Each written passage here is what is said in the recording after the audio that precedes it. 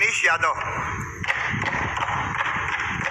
माननीय सभापति महोदय, जो अभिभाषण का स्वरूप रहा वो बहुत नकारात्मक रहा। पुरानी सरकार की योजनाओं की आलोचना पर केंद्रित रहा। अभिभाषण में कोई भविष्य की ठोस कार्य योजना को लेकर के कोई विशेष बात नहीं थी। आपने अभिभाषण में कहा कि स्वर्गीय भैरू सिंह जी का जिक्र उसमें बताया कि उनको राजनीति का अजात शत्रु बताया, जबकि आप अभिभाषण में दुर्भाग्य से पुरानी सरकार के क्रियाकलापों व योजनाओं के प्रति शत्रुता का भाव आपने उसमें रखा है।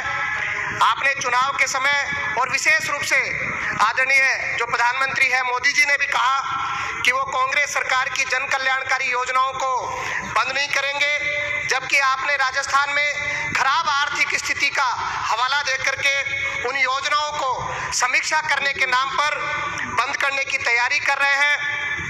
इन्हीं परिस्थितियों में पूर्ववर्ती सरकार ने राजस्थान में लोक कल्याणकारी योजनाओं को बेहतर से बेहतर तरीके से समाज में अंतिम व्यक्ति तक पहुंचाने का काम किया था। आपने कानून व्यवस्था के बारे में भी चुनाव के समय भी कहा और अभिभाषण में भी कहा कि हम कानून व्यवस्था को जल्द से जल्द ठीक करेंगे। राजस्थान में कानून व्यवस्था बहुत पूर्ववर्ती सरकार में खराब रही है, जबकि सरकार को बने 2 माह हो गए। अभी बाड़मेर के भाकासर की घटना ले लीजिए, एक नाबालिग से बच्ची से दुष्कर्म होता है, उसकी हत्या कर दी जाती है एक शिक्षक द्वारा।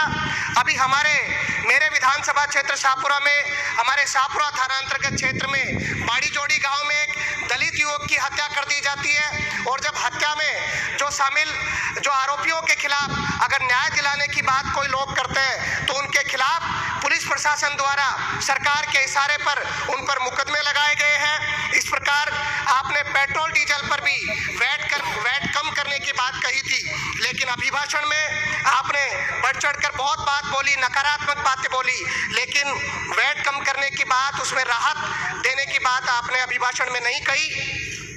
कृषि क्षेत्र में भी आपने मोटे अनाज को प्रमोट करने की बात कही, गेहूं को न्यूनतम समर्थन मूल्य की बात तो आपने कही, लेकिन राजस्थान में मोटे अनाज के रूप में बाजरे की फसल राजस्थान के किसान सबसे ज़्यादा करते हैं, लेकिन उसको लेकर के कोई एमएसपी निर्धारित करने की बात आपने नहीं कही। इससे आपके मोटे अनाज की बात करना बेईमानी होगी। ईआरसीपी को लेकर भी उस समय राजस्थान में पूर्ववर्ती सरकार ने बहुत प्रयास किए, लेकिन देश में डबल